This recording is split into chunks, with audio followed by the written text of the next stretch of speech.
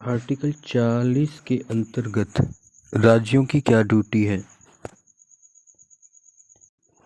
Article 40 के अंतर्गत राज्यों का क्या कर्तव्य है?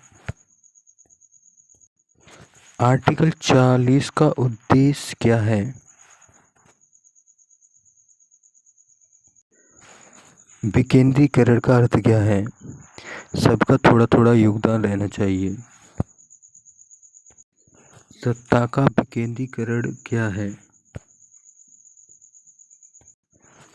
गांधीवादी सिद्धांत क्या था? आर्टिकल 41 के अंदर क्या है?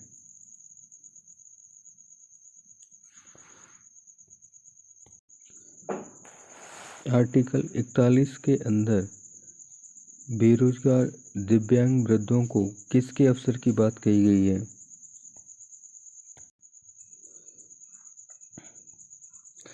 कामगारों के लिए मानवीय दशा उपलब्ध कराना राज्य का कर्तव्य है। किस आर्टिकल में है? राज्यों का यह कर्तव्य है कि वह विशेष वर्गों का जैसे बेरोजगार दिव्यांग वृद्धों को रोजगार के अवसर दे। किस आर्टिकल में है? रंगा पहलवान को चीते से क्यों नहीं लड़वाया जा सकता? मगरमच्छ से क्यों नहीं लड़वाया जा सकता? रंगा पहलवान को हाथी से क्यों नहीं लड़वाया जा सकता?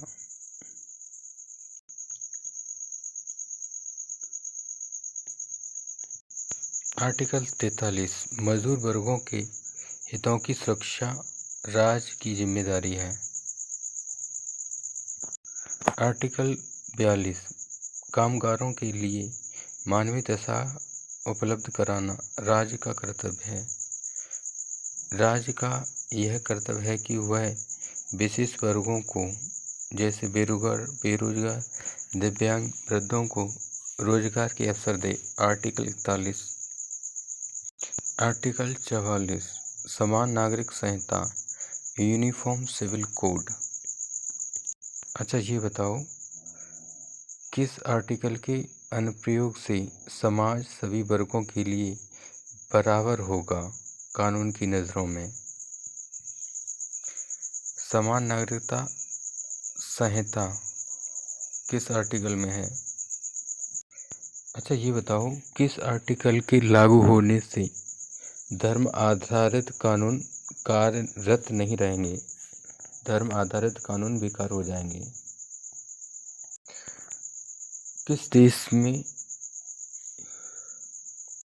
गोवा में यूसीसी कब से लागू है?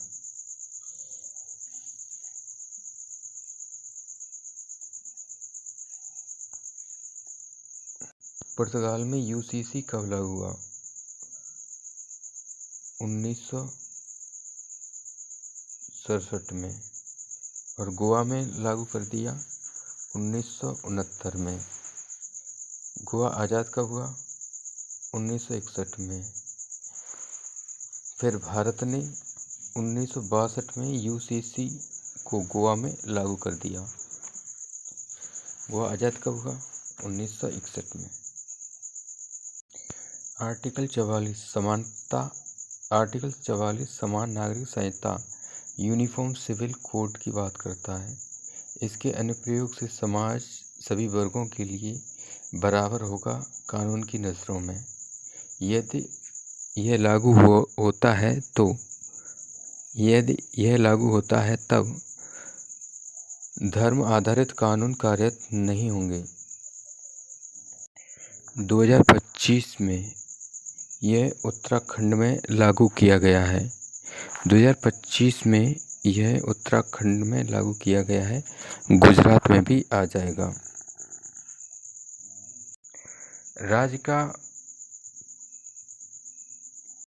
राज्य का कर्तव्य है कि वह राज्य में शिक्षा के अधिकार को बनाए रखे। ये कर्तव्य है राज्य का। अच्छा, किस अनुच्छेद के अनुसार है? शिक्षा का अधिकार 0 से 6 तक किस वर्ष के बच्चों के लिए था? और 0 से 14 वर्ष के लिए किस वर्ष में कर दिया गया और किस संविधान संशोधन के द्वारा?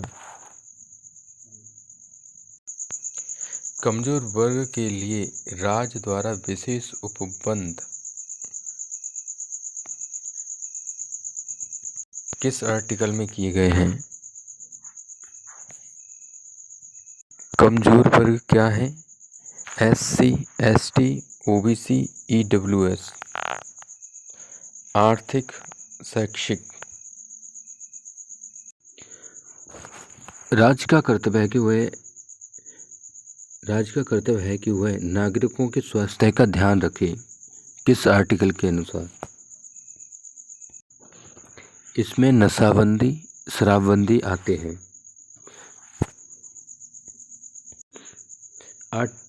आर्टिकल 45 राज्य का कर्तव्य है कि वह राज्य को शिक्षा के अधिकार को बनाए रखे। शिक्षा का अधिकार 0 से 6 वर्ष के बच्चों के लिए था, लेकिन 86वां संशोधन में 2022 में ये 0 से 14 वर्ष तक के बच्चों के लिए कर दिया गया। आर्टिकल 46 कमजोर वर्ग के लिए राज्य द्वारा विशेष उपबंध।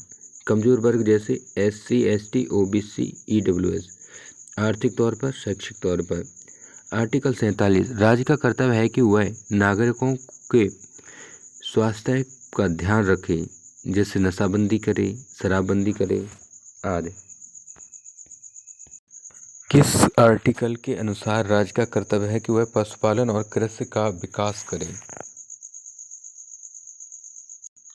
किस आर्टिकल के अनुसार राष्ट्रीय महत्व की स्मारकों, सार्वजनिक क्षेत्रों की सुरक्षा करना राज्य का कर्तव्य है?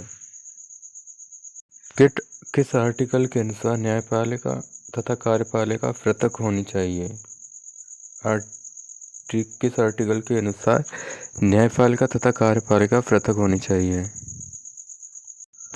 अंतर्राष्ट्रीय स्तर पर शांति व सुरक्षा राज्य की जिम्मेदारी है। किस आर्टिकल में है? आर्टिकल 48 राज्य का कर्तव्य है कि वह पशुपालन और कृषि क्षेत्र का विकास करे।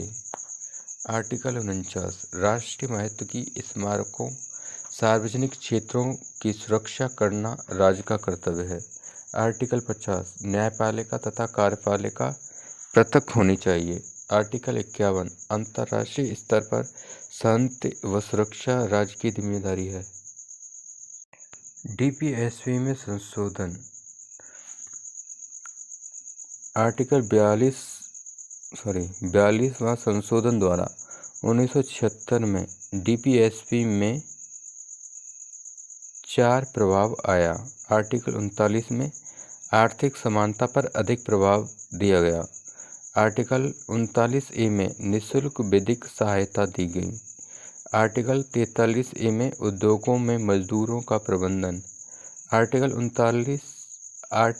39A में निःशुल्क विधिक सहायता। आर्टिकल 43A में उद्योगों में मजदूरों का प्रबंधन। आर्टिकल 48A पर्यावरण सुरक्षा। आर्टिकल 48A पर्यावरण सुरक्षा। 86वां संशोधन 2002। आर्टिकल 45 में शिक्षा का अधिकार 0 से 14 वर्ष कर दिया गया। 97वां संशोधन 2011। आर्टिकल 43B 73वां संविधान संशोधन 1911। आर्टिकल 43 सहकारी समिति निर्माण 20 में जोड़ा गया। DPSP का प्रभाव नागरिकों पर धनात्मक होता है, राज्य पर नागरिकों पर धनात्मक होता है, राज्य पर धनात्मक होता है, राज्य सरकार पर धनात्मक होता है। फंडामेंटल का प्रभाव नागरिकों पर पॉजिटिव होता है, धनात्मक होता है, देश पर पॉजिटिव होता है, धनात्मक होता है, सरकार पर नेगेटिव ऋणात्मक होता है।